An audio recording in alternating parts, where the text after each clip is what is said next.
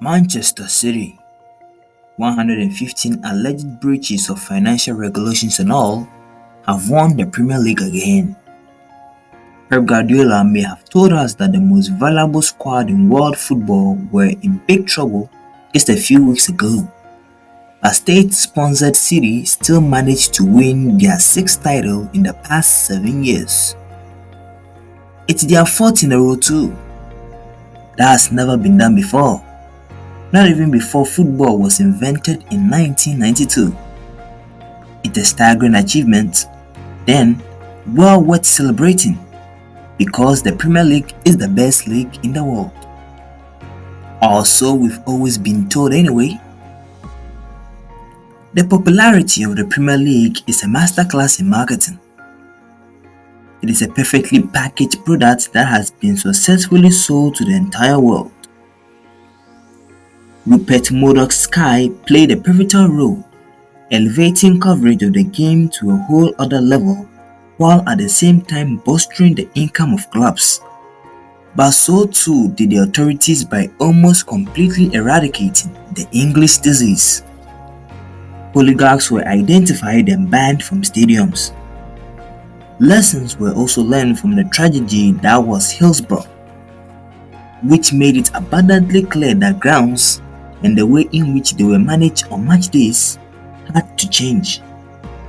The net result is modern, family-friendly stadiums absolutely always packed to the rafters, resulting in an atmosphere that not many other championships can match. The style of play also helps in that regard. English football is frenetic, fast, and fiercely competitive. Every good game is touted as a great advert for the Premier League, and football fans all across the globe are drawn to its supposedly superior intensity. Even when it hasn't always been boasted the best players on the planet, it still managed to draw the biggest TV audiences. The new domestic rights deal from 2026 to 2030 is worth 6.7 billion. The last overseas rights sale fetched 5.5 billion, a figure expected to rise upon renewal. The Premier League's PR department now has a problem though: the obvious difference between perception and performance. One can obviously point to the fact that certain title races, like last season's, have on paper at least been close, that they've gone to the final match day. But what does it matter if the same team always finishes first? Or if it's obvious who will be crowned champions before the season even begins? Even when there were 3 teams in the title race, nobody had any doubt over who would win the league.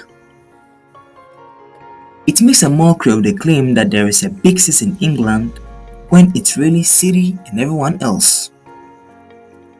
Many Premier League followers have looked down on other leagues for so many years because of the supposed superior excitement, quality, and competitiveness on show in English top flight.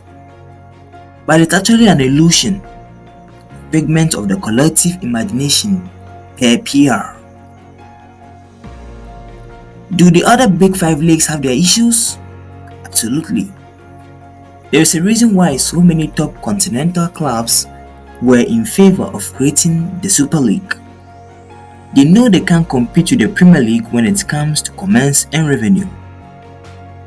But not one European league has seen 2 sides suffer points deduction this season while its champions await the outcome of a court case centered on charges of such severity that it could render the past 15 years of play utterly meaningless. Of course, City may have thought they are doing nothing wrong. They say that they have an irrefutable body of evidence proving their innocence. But it could be another year before a verdict is reached.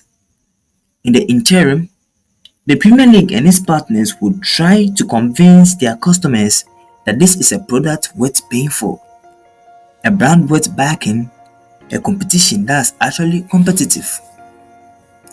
It's an unavoidable tax, one only made all more difficult by City's latest title triumph.